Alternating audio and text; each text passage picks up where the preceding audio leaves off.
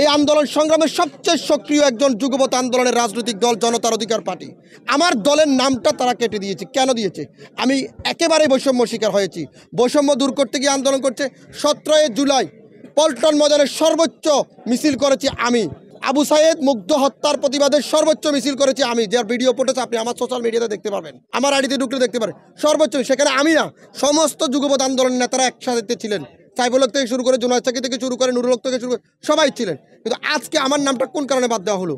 আমার নামটা কোন কারণে বাদ দেওয়া হলো? এত আন্দোলন সংগ্রাম করার পরেও যারা প্রকৃত রাজনীতি করেছে, যারা আন্দোলন সংগ্রামে তাদের সক্রিয় ভূমিকা পালন করেছে, আজকে সেখানে আমাকে বাদ দেওয়া হয়েছে।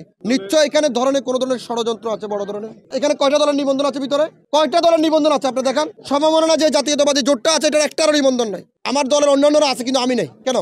কি কারণে বাদ দেওয়া হয়েছে এটা তো উল্লেখ করা নেই। বারবারই বলছে পেশিবাদী শক্তি, যারা পেশিবাদী বিরুদ্ধে আন্দোলন করে সংগ্রাম করেছে তাদেরকে সবাইকে নিয়ে সুন্দর একটি বাংলাদেশ গঠন করবে। কয়টা দলকে নিয়েছেন? এখানে পেশিবাদী বিরুদ্ধে আন্দোলনকারী আরো অনেক সামাজিক সংগঠন আছে, অনেক সক্রিয় ব্যক্তি আছে, অনেক রাজনৈতিক দল আছে, যাদেরকে এখনো আউটলাইনে রাখা হয়েছে। কেন তাদেরকে বাদ দেওয়া হচ্ছে? কেন আমাকে, আমার জায়গা থেকে বলতেছি আমাকে বাদ দেওয়া হচ্ছে। আমার মনে হয় আরো অনেককে বাদ দেওয়া, যারা যোগাযোগ করতে পারে নাই বা যাদেরকে একটা মানুষ যখন দুর্ঘটনা ঘটে, অন্যায় করে, তখন তাকে যদি পুলিশ খুঁজে নিয়ে আসতে পারে, তাহলে পেশিবাদী বিরুদ্ধে যারা যারা আন্দোলন সংগ্রাম করেছে, সক্রিয় ভূমিকা পালন করেছে, তাদেরকে খুঁজে বের করতে 10 মিনিটের ব্যাপার।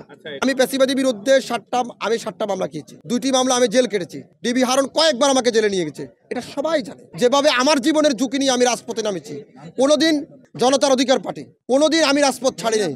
আমি দলের চেয়ারম্যান এবং সবচেয়ে বেশি আন্দোলন করেছি আমি। আপনি গুগলে আমার দল জনতার অধিকার পার্টি চার্জ করলে আপনি পেয়ে যাবেন।